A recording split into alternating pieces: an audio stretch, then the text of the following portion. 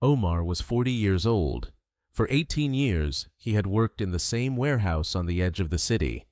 Every morning, he woke up at 6 a.m., drank his tea quietly, and left the house before the sun fully rose. His job was simple. He managed inventory, checked shipments, and made sure goods were loaded correctly onto trucks. It was not exciting work, but it was honest work. Omar was not rich, but his life was stable. He lived in a small apartment with his wife, Amina, and their 2 children, Sammy and Lena. The apartment was modest, but it was full of warmth. In the evenings, they ate dinner together. On weekends, they visited Amina's parents or walked in the nearby park. Omar believed his job was secure. He had given nearly half his life to that company. He knew every corner of the warehouse. He trained new workers. His manager trusted him. Sometimes he even said proudly, "As long as I work hard, I will always have this job." He truly believed that, and for many years, nothing changed. Until one ordinary morning, everything did. It started with a meeting announcement. "All employees must gather in the main hall at 10 a.m., the message said. Omar stood with his co-workers, feeling confused. The general manager looked serious. He cleared his throat and spoke slowly. "As you know, the company has faced financial difficulties this year. We are forced to reduce our staff." The room became silent. Omar felt a strange tightness in his chest. Later that afternoon, his name was called. He walked into the manager's office, trying to stay calm. The manager avoided eye contact. "Omar, we are very sorry," he said softly. "This decision was not easy. Today will be your last day." For a moment, Omar did not understand the words. They felt distant, unreal. "Last day," he repeated quietly. "You will receive compensation," the manager continued, "but we must let you go." 18 years, finished in 5 minutes. Omar packed his small locker slowly. His hands moved, but his mind felt frozen. Some co-workers avoided looking at him. Others gave him quiet handshakes. When he reached home that evening, he did not speak. He removed his shoes and sat on the sofa, staring at the wall. Amina noticed immediately. "Omar, what happened?" she asked gently. He swallowed hard. "They let me go," he said. "I lost my job." That night, Omar could not sleep. He lay awake, staring at the ceiling while Amina breathed quietly beside him. His mind was full of numbers. Rent, electricity, water, school fees, grocery bills. Each one felt heavier than the last. They had some savings, but not much. Just enough for 2 or 3 months if they were very careful. After that, he did not know what would happen. The next morning, everything felt different. The apartment that once felt safe now felt fragile. Even the sound of the refrigerator made him think about the electricity bill. Sammy came to him with a paper from school. "Baba, the teacher said we must pay the school fee by the end of the month." Omar forced a small smile. "Don't worry," he said. But inside, he felt a sharp pain. Soon, relatives began calling. "You should find something quickly," one uncle said. "At your age, it's not easy," another added. "Maybe you should accept any job. Pride won't help you." Their words were not cruel, but they were heavy. Omar stopped going outside in the evenings. He avoided neighbors because he did not want to answer questions like, "How's work?" He felt embarrassed, even though losing the job was not his fault. For the first time in many years, he began to doubt himself. "Maybe I am too old," he thought. "Maybe my skills are not enough anymore." Fear slowly began to replace his confidence. Omar did not waste time. The very next week, he printed copies of his resume and began applying for jobs. He visited warehouses, factories, and small companies. He sent emails. He made phone calls. At first, he felt hopeful. "I have experience," he told himself. 18 years is not nothing. But the interviews were different from what he expected. In one office, a young manager, no older than 28, looked at his resume and said politely, "You have strong experience, Mr. Omar, but we are looking for someone younger, someone more flexible." Younger. The word echoed in his mind. In another interview, he was asked technical questions about new software systems he had never used. The interviewer typed quickly on a laptop while Omar struggled to answer. "We'll call you," they said. But they never did. Weeks passed, rejection after rejection. One day, during an interview, the manager asked, "Can you work long night shifts and handle fast digital systems?" Omar hesitated for just a second. The manager noticed. "We need someone more energetic," he said with a small smile.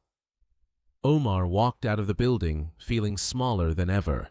Outside, he saw young applicants laughing confidently, holding their folders. For the first time, he felt invisible. His confidence was no longer strong. It was breaking. One afternoon, while sitting in the kitchen, Omar noticed something small but important. The blender was not working properly. Amina was trying to fix it, but it made a strange noise. "Let me see," Omar said. He opened it carefully, checked the wires, cleaned the inside, and adjusted a loose connection. Within 20 minutes, the blender was working again. Amina smiled. "You've always been good with your hands," she said. "Remember how you fixed the neighbor's fan last year? And your sister's microwave?" Omar paused. It was true. Since he was young, he enjoyed repairing small home appliances. Fans, irons, kettles, mixers. He was patient. He understood how things worked. But he had never considered it as a business. It was just something he did to help others. That evening, Amina said something that stayed in his mind. "Why don't you start repairing appliances from home?" she suggested. "People always need help with small repairs.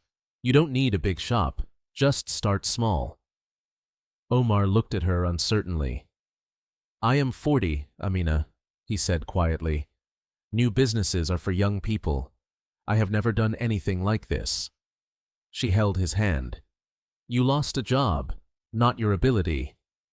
For the first time in weeks, a small light of hope appeared inside him. The next week, Omar decided to try. With the little savings they had left, he bought a few basic tools: screwdrivers, testing wires, and small replacement parts. Then, with Sami's help, he created a simple social media page called Omar's Home Appliance Repair. The first day, he posted, "Affordable and honest home appliance repair, fast service, call anytime." He waited. Nothing happened. The second day, still nothing. By the end of the first week, there were no calls, no messages, no customers. Doubt returned quickly. Maybe this was a foolish idea, he thought. Maybe people don't trust someone working from home. But instead of quitting, Omar began learning more. Every night, he watched free online videos about appliance repair. He learned about common motor problems, electrical faults, and safe repair methods. He took notes carefully. He practiced on old broken devices that neighbors had thrown away. He improved his skills quietly. On the 10th day, his phone finally rang. A woman from the neighborhood spoke nervously. "My washing machine is not spinning properly. Can you check it?" Omar felt his heart race. "Yes," he said calmly. "I will come tomorrow morning." It was a small job, but it was a beginning. At first, Omar's small repair service grew slowly but steadily. One washing machine repair led to another. A neighbor recommended him to a friend. Within a month, he was receiving 3 or 4 calls a week. It was not a lot of money, but it was progress. Then, one day, he received an important call. A restaurant owner needed urgent repair for a large commercial oven. "If this doesn't work by tomorrow," the man said, "I will lose customers." The payment was much higher than Omar's usual jobs. He felt both excited and nervous. He examined the oven carefully. The heating system was damaged.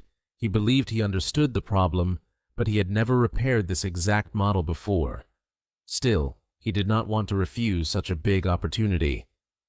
"I can fix it," he said confidently. He worked late into the night.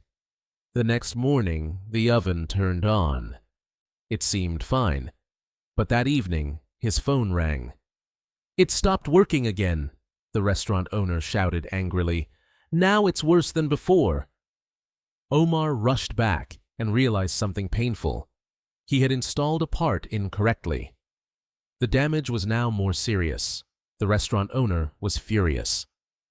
The next day, a negative review appeared online. "Unprofessional service. Do not trust." Omar stared at the screen.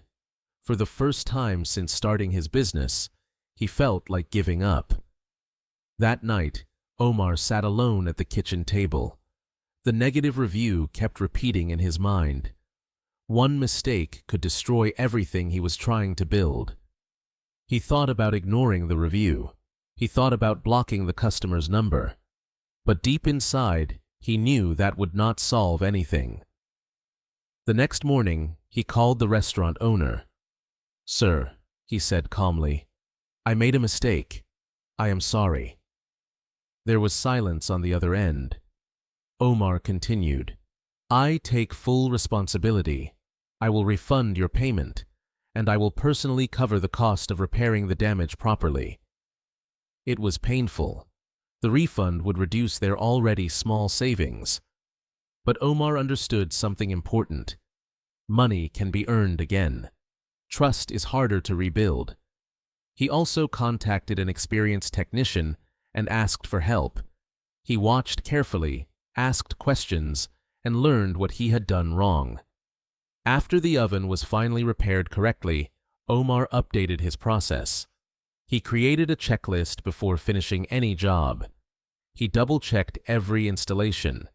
He promised himself never to rush again. The negative review remained online, but so did his determination, and this time he was stronger than before. After the restaurant incident, Omar became more careful than ever. He followed his checklist strictly.